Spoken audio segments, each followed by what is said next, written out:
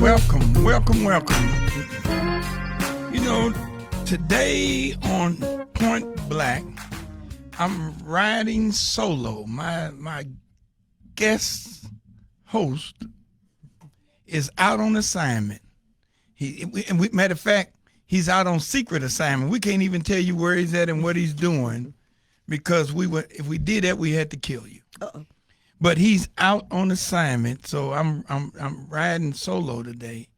Hey, let's get real serious for a moment. There has been, I think, in the history of St. Louis County,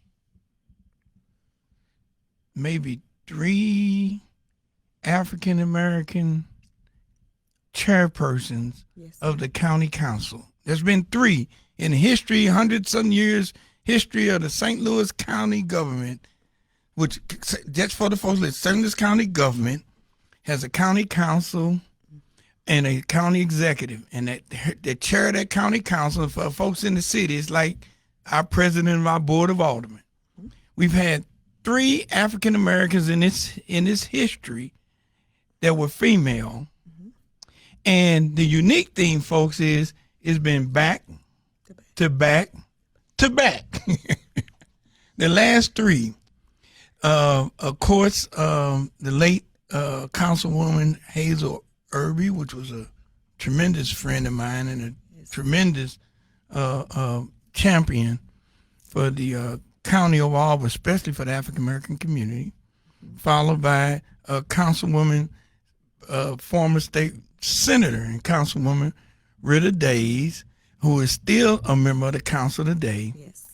And today we have the 3rd one, whom is presently the chairman of the county council, and that is Councilwoman Shalonda Webb. Welcome to the mic. Well, thank you so much, sir. It's a pleasure to be here. You know, there's a lot of things going on in St. Louis County government. Yes. I find unique. And, you know, the one thing that jumped out at me, because I think it hit the airwaves yesterday, was this thing about whether they're going to extend Metrolink to North County. Yes, I read that myself this morning. And so we get a quarterly report. So as I became chair, we have challenges with Bi-State. And everybody has feedback about Bi-State. And so for that accountability, I've asked them to come before the council once a quarter. And so just on Tuesday, they came for their quarterly check-in to see what progress they're making. And lo and behold, that was never discussed at the actual quarterly update on Tuesday, but I did get to see some of those headlines this morning. Ain't that interesting? And I was like, well, wait a minute. Yes, folks, Metrolink does go to St. Louis County. It goes from downtown to the airport, and then it goes south when it gets to Clayton. It'll make a left turn. Quick. And it'll go south all over to Shrewsbury. Mm-hmm. But for some reason, I guess there's a Mason-Dixon line along 70 because it doesn't go north of 70 when up in North County. And so when I heard that there were studies that showed 4 different potential routes to get to North County, and now they're saying none of those will. Well, they're not saying it. The county executive. Folks, I'm just regurgitating what I read in the news. That the county executive has indicated that he doesn't support any of those 4 routes, and so now this thing about it going to North County is up in the air. I know it's new to you, Councilwoman, but I mean, what's your thoughts? I mean, is Metrolink going to North County important? It is extremely important. And look, this has been on the books since the 90s. Prior to me even be a part of the St. Louis culture and the residents, because I didn't get here until 98. Got it. And so this has been on the books before they extended the other line. They were supposed to come to North County first, right? Got it. They did not. And then for the last few years, we need to do a feasibility study. Let's see some potential lines that can actually come through North County. But amazingly, nothing fits the bill at this time. However, we can always find another path to benefit another community. It's extremely disappointing to me, but it's not surprising. It's not surprising. It's unfortunately I can say that, and I've only been in this role as the chair for 2 years, and I've only been a part of the council for 4, and had no other political leadership roles before then. But having observed, sit back and observe, and listen to the historical references for interaction with Dr. Page in North County, unfortunately, it's not surprising. So well, at least we got Jamestown Mall down, right? Let's talk about that. That Jamestown Mall, I can't give credit to Dr. Page for, because I understand. I had to jump through a lot of hoops and work with, I tell people all the time, when it comes to North County, because of the disparity our community has had, I don't see district lines or party lines, I see North County. Right. And so if you want to do right by North County, we can talk. If you got foolishness about you with North County, I'm going to pass on it. So with Jamestown Mall, I literally had to start a writing campaign and reach out to the mayors and other centers of influence in North County to write letters with the help of State Representative Chantel Nixon Clark. She was just getting engaged in this to help us understand and reach out to the mayors so they can write letters to the governor so we can get his attention. And with the help and champion of State Senator Brian Williams, we was able to secure a meeting with him right there at the Wainwright building, where he came in and we talked about Jamestown Mall and how important and vital it was that we have some revitalization in North County. I remember sitting right across from him, just like you and I sitting across from this table, and him sharing with me, okay, Councilwoman Webb, I see your passion for this. I appreciate Senator Williams championing for you, and I see all of the support of your community leaders with you. I will give you that $6 million if you go and get $6 million from the county. Now, Jamestown Mall was owned by the Port Authority. Right. At the time, the Port Authority had $22 million in reserves, but they could not find a way to give $6 million to help tear down Jamestown Mall. And when I went to Dr. Page to say, can I get these funds? The instructions were, well, what's the rush? Let's just wait. And I say, Dr. Page, we've been waiting for 10 years. And that is what's happened to North County in that passive leadership, is that it's okay to make us wait until it's convenient for you. And then even after it's convenient for you, if it's not a direct benefit, we can wait even longer. And so I then went to my peers and asked my peers to rally with me and secure that $6 million out of ARPA funds. And so I went and secured the 4 votes. I know how to count, needed 4. Then one more to secure a veto, but he wouldn't have vetoed that. That wouldn't have been good press for him. But then, lo and behold, everybody thought it's so great to help North County. So, hey, I'll take it. Got the 7 votes, got it secure, veto proof, and we were able to move forward with that. And so that is how we secured the $12 million for demolition of Jamestown Mall. It was not directive of Dr. Page to work for the St. Louis Port Authority to work with us. It was not the port or the county exec's office taking lead in this action to get this remedied. It truly was me working across party lines, me working across district lines in order to secure these funds, and taking some trips up to Jeff City and taking vacation time from Bowie to make sure that it happened.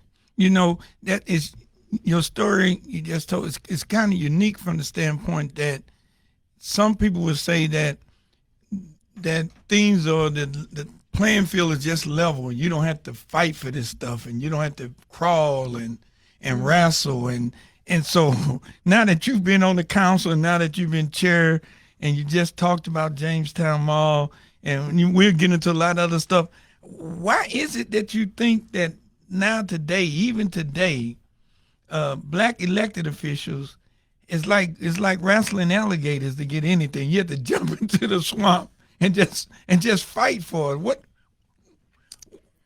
I do believe that a lot of that is due to this transactional environment that government, county government especially, finds itself in. And it didn't find itself there. We know how it evolved to there. And when me as a person is coming from a corporate America and understanding the value of collaboration and understanding the value of independent thinking and understanding the value of evaluating something thoroughly, it bothers others that, well, why are you asking so many questions? And I always tell people, the engineer in me it's like I need to understand the process in order for me to make an informed decision. Got it. And a lot of times, that's not what they want from you. They want you to just go along and get a loan, check a box, and make sure you align with your parties. And that's not what it's going to take to create equity for North County. See, there's a difference between, okay, we're all playing nice in the sandbox now, and we're going to give you all a little bit. I'm not asking for a little bit or a handout. I want equity. And in order to have equity, you have to understand the disparities that's created, whether that's transportation, whether that's food access, whether that's economic development. What are those disparities and how do we address those? And I don't have time for any more Band-Aids. North County cannot do another Band-Aid. We appreciate all of the things that happened during COVID. We appreciate the emergency food kits, but we need grocery stores. We don't need another box of food. And so those are the things that I'm talking about when we talk about equity. Just the demolition process of Jamestown Mall, where it's taken us 10 years to get to this point. And let's be honest, we've seen a lot of county executives come through here, state representatives, council people, all of them that promised about Jamestown Mall. But once they got to their goalpost, it wasn't a priority Well, anymore. let's just say it. We're going to go to a break, but let's just say it. You got it done. Thank you, sir. And I didn't do it alone. And I mentioned the names who's helping me. We'll be right back with more on Point Black. Thank you. And we're back. And, of course, we have in the studio with us the chairman of the St. Louis County Council, Shalonda Webb, and my co-host, Reverend Darrell Gray, is out on assignment, but he'll be back soon. But, Councilwoman, let's go backwards just one moment. Yes, sir. And let's really introduce you to the public because, yeah, she's a council person, but before that, she's a mother. Mm-hmm. She's a wife. Who are you? So I am Shalonda Webb, a simple Southern girl from Port Arthur, Texas, raised by a single mother but not an absent father. My father was a refinery worker for 48 years. Wow. He was always involved and engaged in my sister and I's life. And as my mother was a beautician, not only did people say, oh, she's a hairstylist, she was a community. She was that intertwiner of our community. Gotcha. She's always been there to take care of others when they couldn't take care of themselves. And unfortunately, she ended up passing from diabetes because she didn't take care of herself, but always poured into others. And so I'm cut from that cloth. That means I'm not afraid of hard work. That means I am accountable. Good, bad, or indifference, I will stand and be accountable for what I do or what I don't do. I believe in integrity, and I believe in having a good work ethic, and that is something that my husband and I have ingrained in our sons as well. And so, as you say that I'm a mother of three sons. My oldest is Stephen. He was a graduate from UMSL University, went on to St. Angelo, was a 4-time Defensive Conference Player of the Year in collegiate basketball. My middle son is Sean, who is a recent graduate of Fisk University with a bachelor's in accounting, and pursuing and has a Grammy, was a Fisk Jubilee singer. Oh, wow. And so, and then I have my youngest son, who is Sterling, who is now at Mizzou, who will be playing defensive tackle this fall, number 10, Sterling Webb. And so, again, we engraved in our sons the value of work, a good work ethic. And I'm the high school sweetheart of Stephen Webb. I don't know if many people know him, but, we grew up together in Port Arthur, and we started dating. In fact, our first date was at a Juneteenth celebration back home, because Juneteenth is huge back home in Texas. Right. And so that's where I come from. That's who I am. And I'm currently got here to St. Louis by way of Fisk University, Nashville, Tennessee, myself, as I hired in as a software engineer at the Boeing Company 25 years ago. Will be 26 years this year. So for 18 years, I've been at Boeing as a software engineer. And the last 8 years, I've been a leader, a senior leader, and working with the executive leadership at the Boeing Company as their air dominance division leader for engineering workforce. And I said that I was glad to get all of that, because I think sometimes people look and see elected official and they they think they know that person. Right. And we want to give them a chance where you really get to know this person and see who they are, and that they're not much different as relates to any other family out here. They just hardworking people who want to get back to their community and don't have a problem with making a sacrifice of doing it. But I will tell you this, we need to find out what diet you was on when each time you had these bars, because you had 3 bars in a row. And, you must have been eating Wheaties or something. My mom always say, don't tell people you had 10-pound babies. 10-pound babies. Oh my God! Listen. Yes, but sir. So, and you know, we talk about, you know, family. We just talked about family and your background and work, and the fact you raised 3 boys and this and that. How does that play into how you look at what you envision for St. Louis County overall, but especially for North County, especially for African-American families? So I'm going to start by saying this.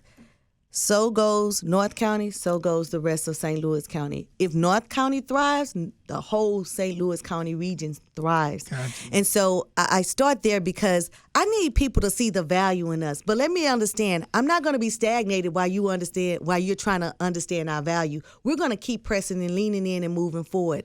My passion about North County is due to my sons and my husband, because I want them to want to live in St. Louis. I want them to want to live in the county. I want them to have nice neighborhoods that are walkable. I want them to be proud of where they come from. Because even though we're from Texas, and you might think they're from Texas because they talk slow and Southern draw in their voice, they're all born here, the last 2 here in St. Louis.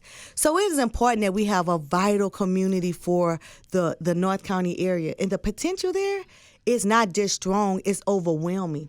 Because if it was not value there, they wouldn't be calling us and texting us every minute of every hour, do you want to sell your house? Because we know we have potential, we must stand in that potential and make it come to fruition. The one thing that I say about all of St. Louis County is what I want to see, as being an engineer at Boeing and in the workforce realm, I understand and see it firsthand when I'm interviewing young people to move to St. Louis and they say, oh no, I'll take Oklahoma before I go to St. Louis. Do you understand it? They want to choose Oklahoma over St. And nothing about Oklahoma, and I think it's horrible, but we're supposed to be a leading metropolitan area, and we have steadily declined.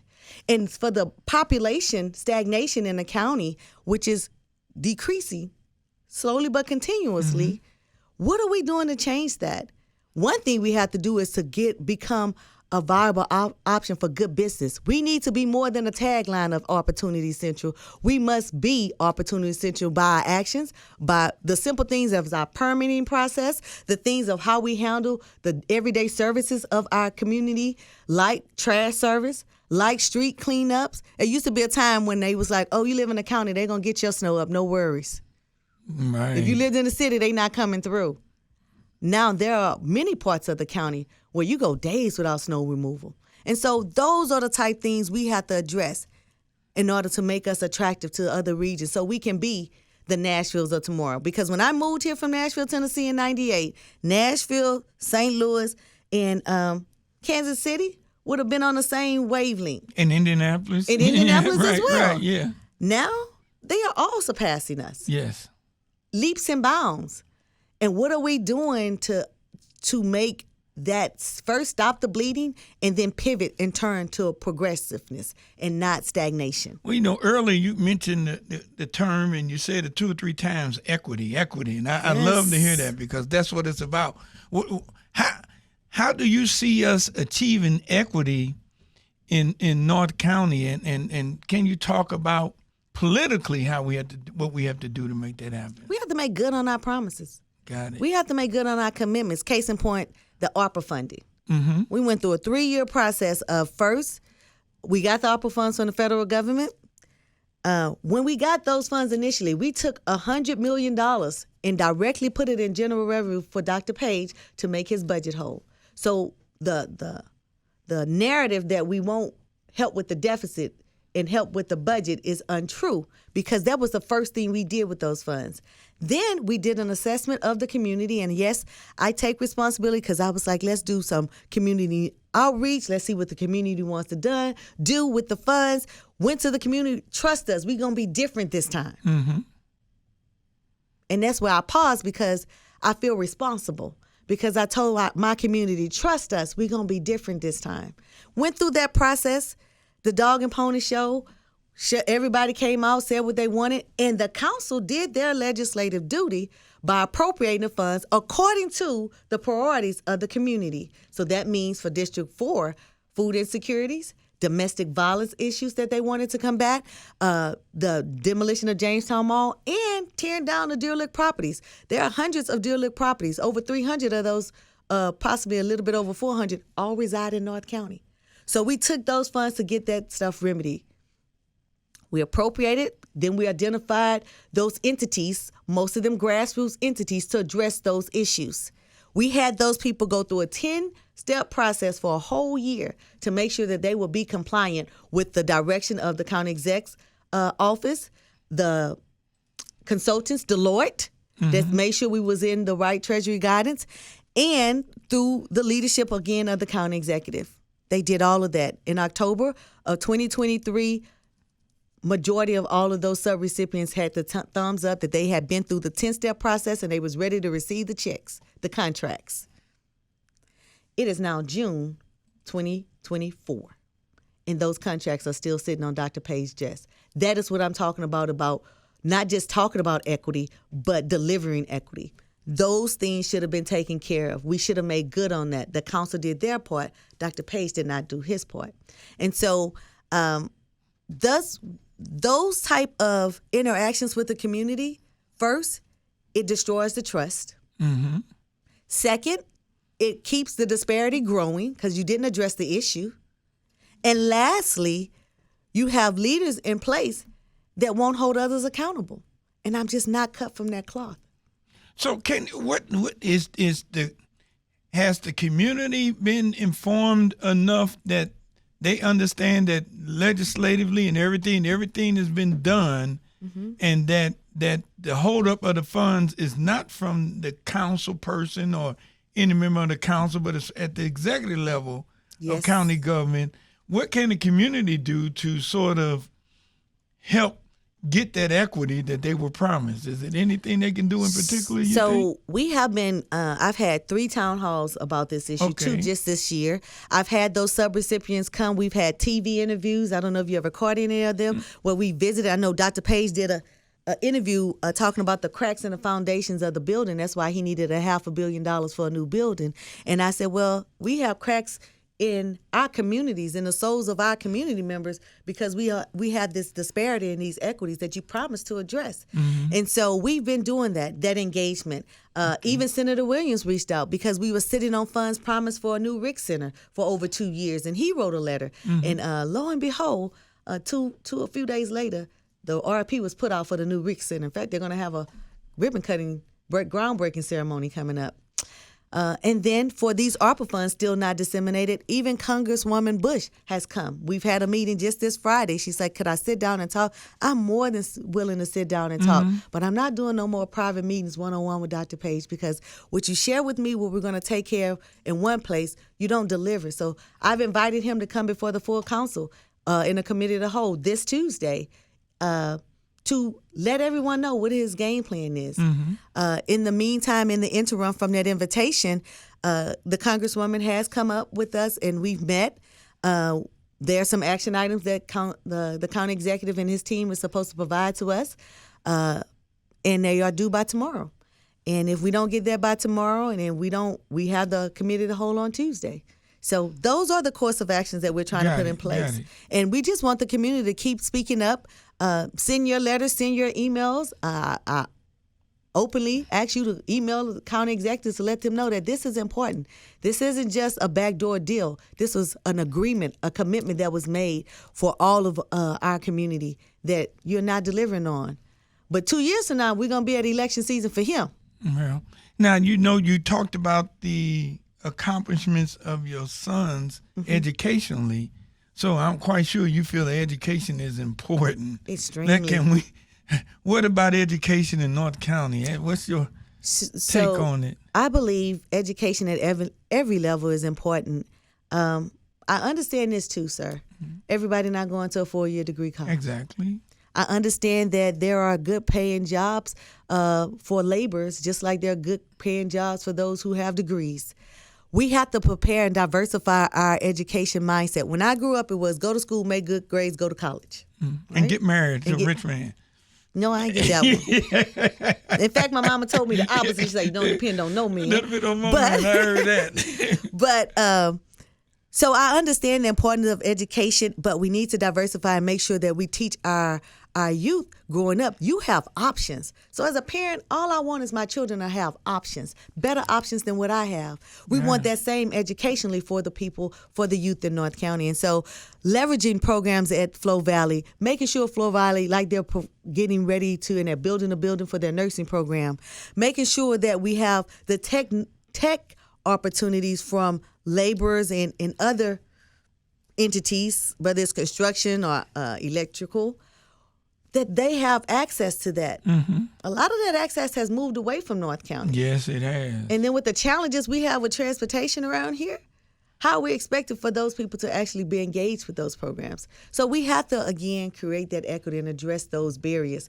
in order to create educational opportunities and workforce opportunities from the North County region. You know, the workforce and the training piece is truly important, and I really do appreciate the comment that everybody's not cut to go to college and get a 4-year degree, and you don't have to in order to make a living in this country and not in this region. You just have to have access and make sure that the doors are open. And you're right, the doors are not always open for us.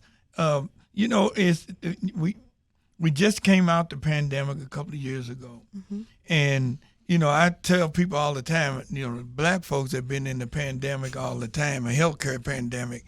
You know, it ain't always been COVID, but it seems that we are suffering and dying the most from some of the curable diseases and the premature birth deaths and things of that nature. You know, and so what's your take on healthcare? What about healthcare in North County? So there have been some strides, especially off the West Florissant corridor with the new Athenia connection with the YMCA, and that's great things. I know Christian Northeast, Mr. Rick Stevens, he's doing great things there to provide better healthcare options for our community. But we need more. I'm going to be honest about this. I think some people think North County stops at West Florissant and 270. But it does not. It does not. And some of those services are not penetrating the other part of North County, like the Spanish Lakes and the Glasgows and the Castle Points. Gotcha. And so we need to bring more of that access there. Wanting to work with the YMCA, the YWCA, from not just healthcare, but also for Head Start and things of that sort. So all of those programmings needs to be extended to North County. So this is what happened. There was a migration from the city to North County. Absolutely. And I think great, because you're going to live where you want to be comfortable. Mm-hmm. You want to live around people where you're accepted. Mm-hmm. So I understand that migration. But what did not happen with that migration was the services and all of the benefits that were available to some of the city members. They didn't come this way when they came with North County. And so now we have a population that is still underserved even more, because there's more and it's less services. Right. And so again, healthcare is very important. We need more access of healthcare in North County, specifically in the Spanish Lake region. But our community is diverse. It's diverse in what those needs are. And I would like for people to start respecting us and listen to what we say our needs are, instead of you coming and telling us what you want to do for us. So that is a thing, too, that we need to build a level of respect and trust with our communities and those who want to help, so that they help the way we need them to help. Right. And, you know, it's funny because it's very few people, and I'm going to step off a cliff when I say this, but I honestly believe this, but I don't have statistics. But I do have one statistic, and I remember from the last census that there were 20,000 people who relocated within the 1st Congressional District. Wow. Which means they left from one end of the 1st Congressional District and went to the other end, which mainly they left the city at the 1st Congressional District in the city and went to the 1st Congressional District in St. Louis County, which is mainly North County. And so it's ironic that we have that migration of people who were citizens of St. Louis who now reside in the St. Louis County and in most cases in North County, but we still seem to have this divide where we consider ourselves as two different tribes, two different neighborhoods. It's like, well, North County, North St. Louis is like St. Toulouse to Chicago. Right. We got 300 miles in between us. What do you think about that? I just find it interesting that they come from the city and move to the county, but they actually feel that they are no longer part of the city and vice versa. Have you experienced any of that? Yes, I have. And what baffles me is that whether it's crime or any other disparity, it doesn't look at a street line. Right. It doesn't care if you said my zip code was 63033 or my zip code was 63138. That doesn't matter. And so one thing that I've done, even in a piece of legislation, is that I need us to work on real solutions that will benefit everybody.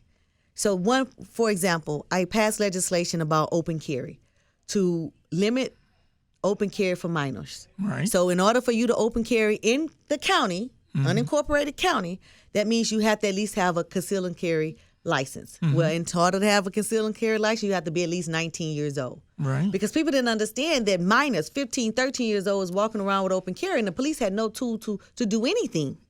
So getting that legislation, giving the police a tool to say, hey, at least let us see if this weapon is approach someone and see if that weapon has been used in a crime or defaced or anything of that sort. We have that ordinance now.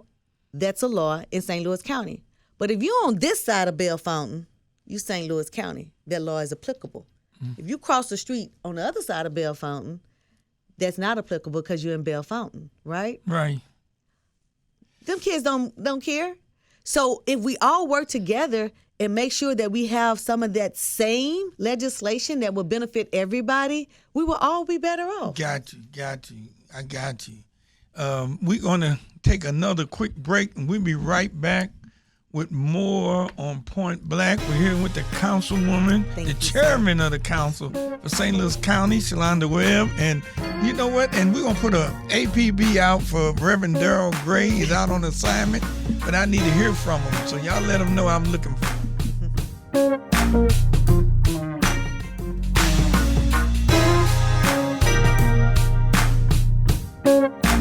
And we are back. You know, it is an election year. Yes. It is an election, ladies and gentlemen, and I've been seeing all sort of commercials, and boy, there's some stuff going on at the national level and at the state level. They fighting it out and for Congress and this like that. But I think, if I'm not mistaken, you're up for re-election too, Councilwoman? Yes, sir, I am, and I do have an opponent. You do have an opponent? Yes, sir, I do. I have a Democratic opponent for the primary in August, and I also have a Republican opponent that will be in November. In November? So you got to run for real twice? Yes, sir. Yes, So sir. But in North County, we know that the primary is going to be the most contentious. It How is. about that? Yeah. So let's wait, ladies and gentlemen, we're gonna have this conversation. Let's talk about why. Let's talk about your record, and then let's help me understand. I mean, people can run for anything they want, but I just want to make sure folks understand what your record is and why you running, why you seeking to be reelected to the county council. So I need to start when I originally decided to run for councilwoman 4 years ago. I was there because I feel like our community needed a different style of leadership and not being passively led and taken advantage of. And my main focus was Jamestown Mall. And that's what I came in here to focus on and to get done. And in the meantime, look on to work on other meaningful legislation. I have been working with legislation for public safety.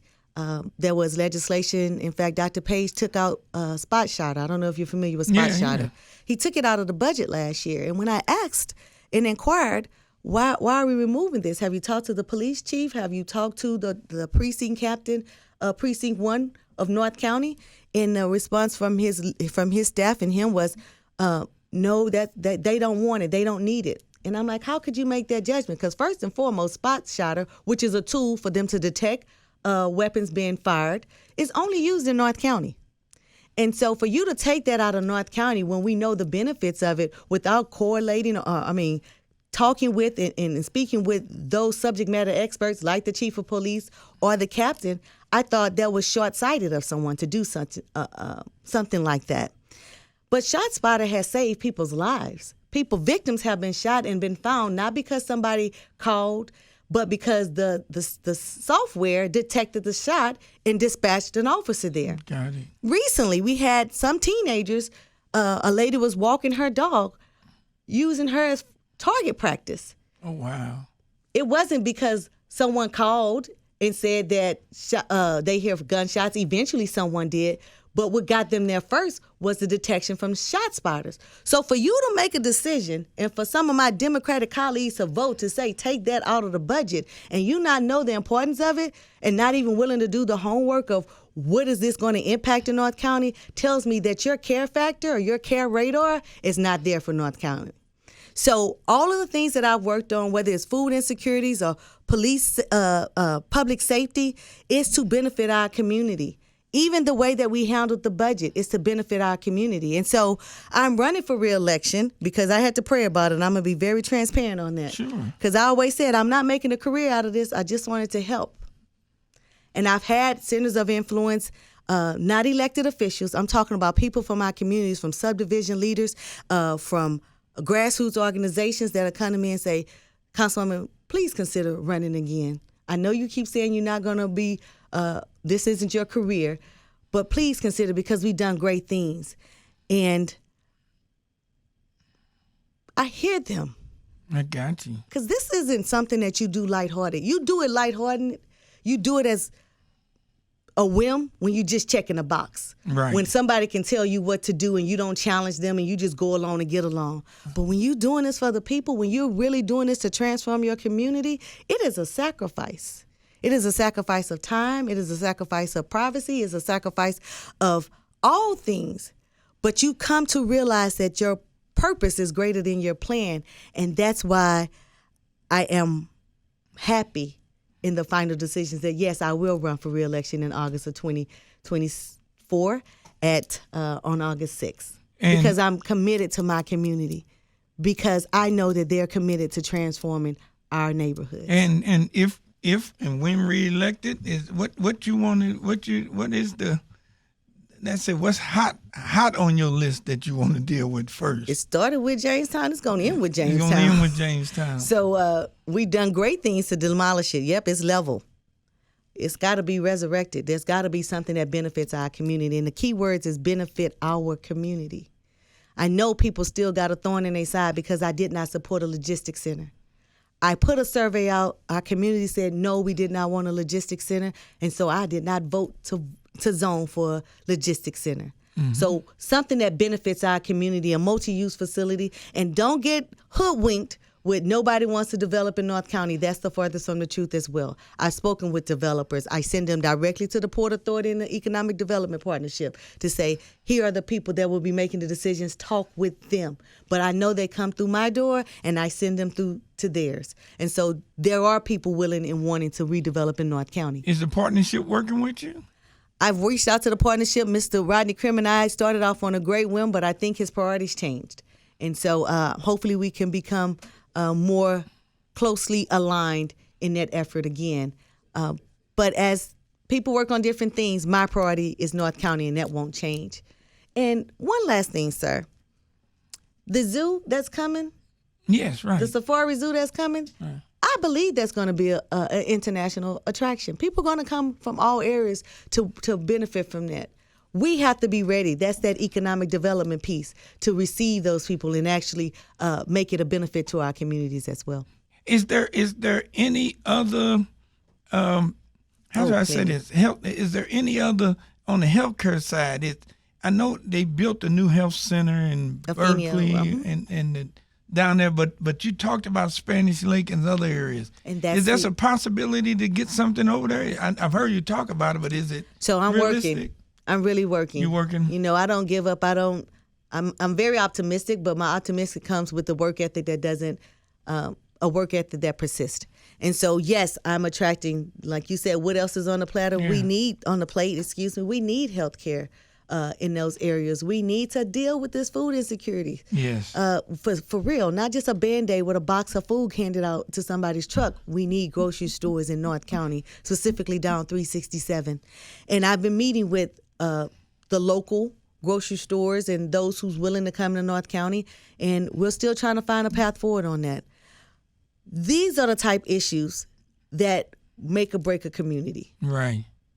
And if you don't provide the necessities for the community, then how are we going to transform to have the amenities in our community? And so not only Jamestown, but healthcare, food insecurities, dealing with our public safety concerns in North County. We're not going to put a blind eye to that. We're working. And I work very closely with Captain Morgan in the 1st Precinct and Chief of Police, Mr. Gregory, Chief Gregory, to address those and create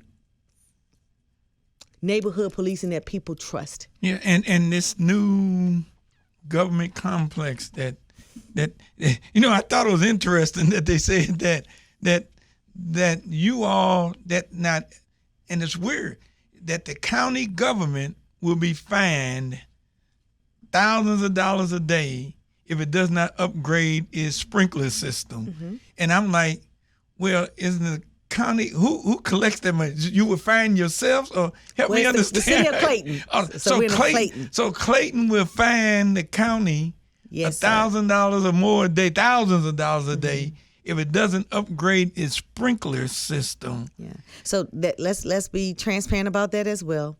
All the cards on the table. St. Louis County been knowing about this since 2012, 2015. It's been some years that they've been knowing about this, and they've always kicked the can down the road. And so now we are here.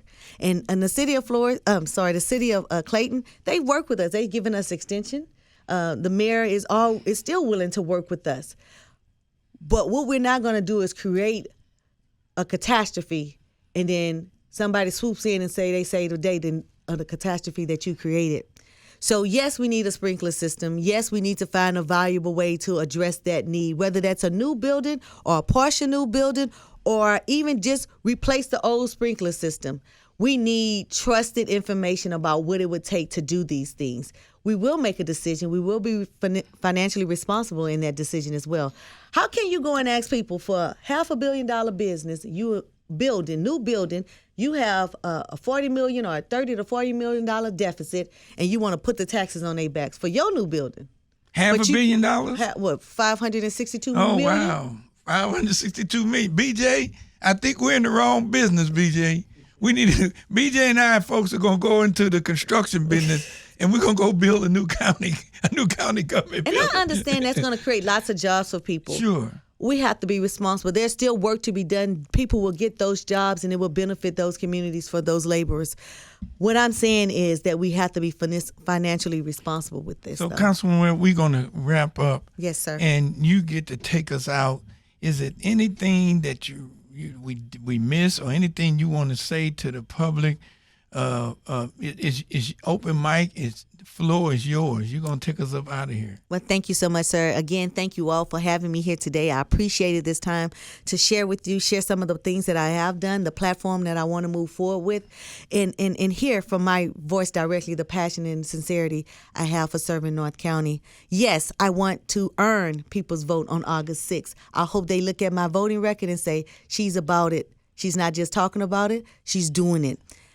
But I want to leave you with this on a celebratory note. Juneteenth is coming up.